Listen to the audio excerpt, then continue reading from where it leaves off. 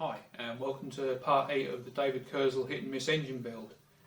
In this episode we're going to have a look at machining the crankshaft and also the connection rod which connects through to the piston. So the crankshaft is going to be milled or machined out of a solid piece of steel. So first of all we're going to get this on the shaper and we're going to rough this down to size, and then we'll get it onto set up on the lathe and then we'll start machining. So I'll show you the plan and what we're going to have a look at and how we're going to machine this, and then we'll get on with the machining. So here's the crankshaft. We're going to first of all set this up to machine where the connection rod is going to connect to. So we'll offset that on the lathe and then get that sorted first, and then we'll come back to the centre and then we'll machine the rest of it. So here's our chunk of steel. So that's what we're going to be machining out. So we're going to have two settings on here where we're going to be setting up on the lathe. Like I was saying, one to do the connection rod and then one to do the main shaft. I've had to change some of the sizes on here to match what reamers I've got. I haven't got any imperial reamers, so I'm going to be using metric reamers. So I've just reduced the sizes of the shaft and where the connection rod is going to connect to as well. So anyway, we'll get on with this. We'll rough it out first and then we'll start machining on the lathe.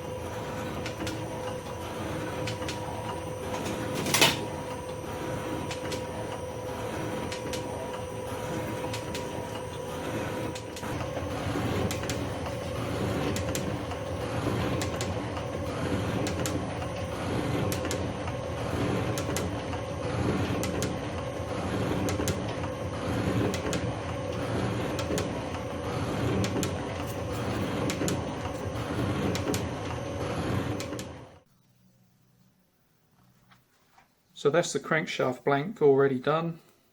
So that's been machined down to size, so we can now mark that out and then get that onto the lathe and start machining it.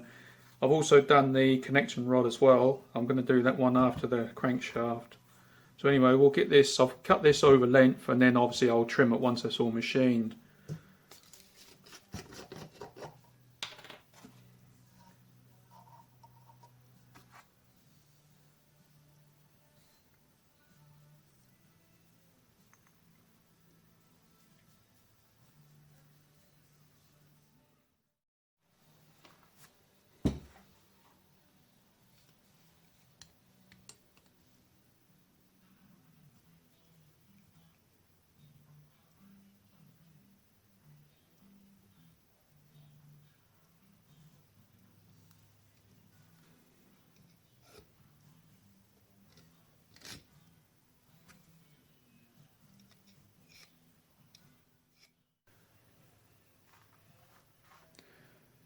So what I'm going to do first, I'm going to drill these two centre holes on the miller machine, both ends, and then we'll transfer it across to the lathe.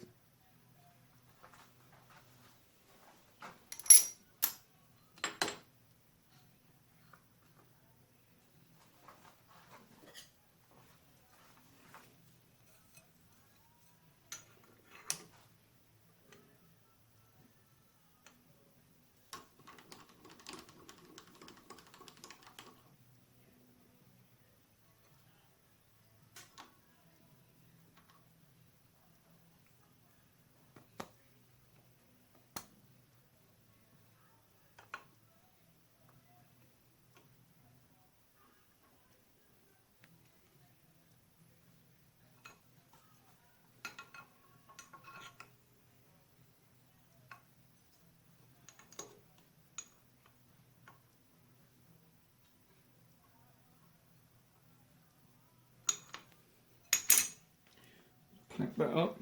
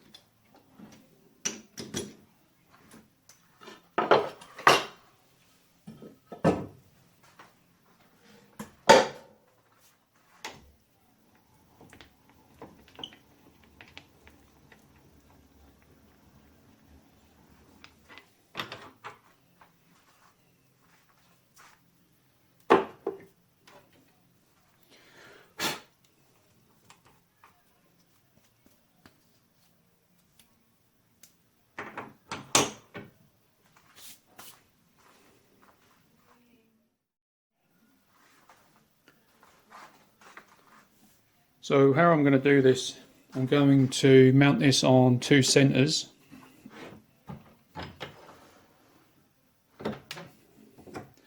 Like so. And then this will spin between the two centres. So first of all, I've just put this into the chuck, so we'll machine this at a 60° and just tidy up that, and then that will get that to run true with the lathe. So that's the first job.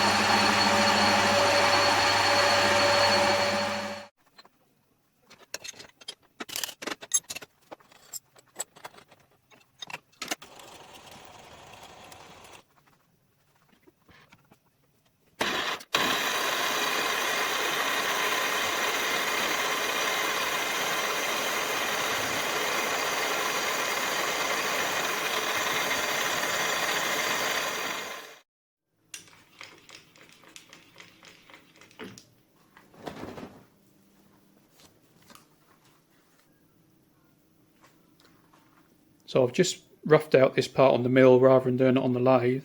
So now this is going to be our conrod centre here. So we'll put this in the lathe and we'll start to machine that up.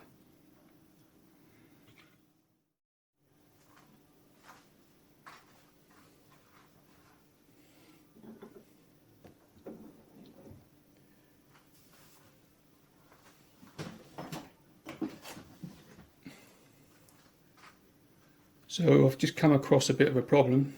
This is the largest dog I've got. So normally we'd put that on the end of the metal and tighten that up, you see, and then the chuck jaws would then drive the dog. But there's no way I'm going to sort of fit that in there, so I'm going to have to come up with something else. So what I'm going to do is, all this material here is waste at the top here, and they've cut the shaft over length. So I'm going to put a bolt in this end here and just tap and screw that into there, and then that will give me the chance to drive that through the chuck jaws, both for the conrod centre and for the crankshaft centre as well. So this is what I've come up with to hold that into here. So like I say, in between the chuck jaws, and then when that's turning, that will obviously force itself against the jaws and we're safe to turn it. So that puts the crankshaft centre line on centre with the lathe, so we can now machine this centre part to suit, and then we'll move out and then we go on to the crankshaft centre itself, and that will also miss and that will drive there as well.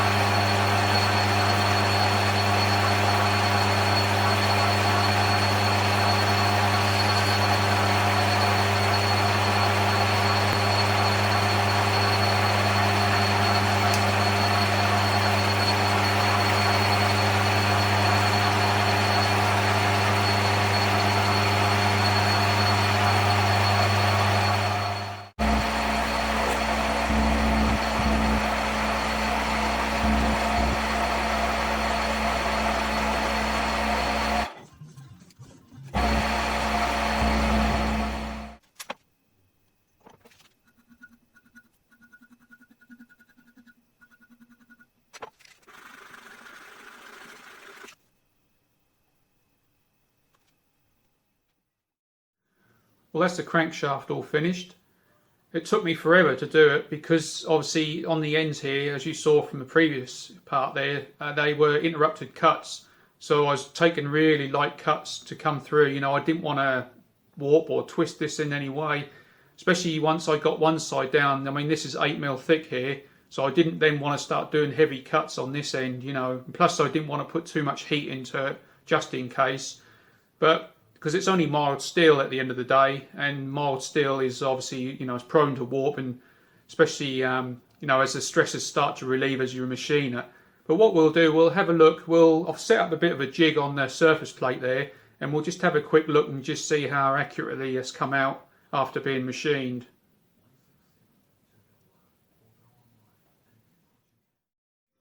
The setup is just a couple of matched V-blocks sitting on the surface plate, and then we've got a couple of pieces of steel just to hold those in position. So we'll lay the crank across those, and then we're going to measure the two centre bearing points, which when the engines are finally built, these are the two bearing points here. So we'll just bring the dial indicator in, and we'll zero that. And then we'll just spin the crank and just see what reading we get. And there's a little tiny bit of movement there, but nothing really. So that's brilliant. Then we'll just measure the other side and just see how that came out as well. Should be pretty much the same.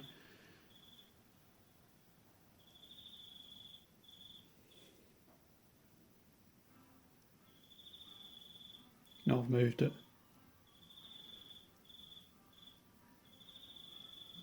So same again, virtually, you know, very little movement there. So that means that the crank is still nice and straight. So I'm really happy with that. So I was going to, obviously at the start of the video I said about including the con rod in this video as well, but the crank's just taken so much time, I just ran out of time for the con rod. So I'm going to put that into the next video, get all that machined up. It's all ready, I've dry fit it all. The bearing point, well, on the plans it said about just having that straight steel to steel on the crankshaft, which is a bit of a surprise, but I think I'll just go with that anyway. The reports what I've been reading, people have run the engines for, you know, as long as they're oiled, you know, there's a constant feed of oil there, then it should be okay. I didn't know what to do on that one, but I think I'll just go with the steel on steel. And then I can always put in a bearing at a later date, you know, if a wear is starting to increase or get too much. So anyway, that will be in the next video. So thanks for watching.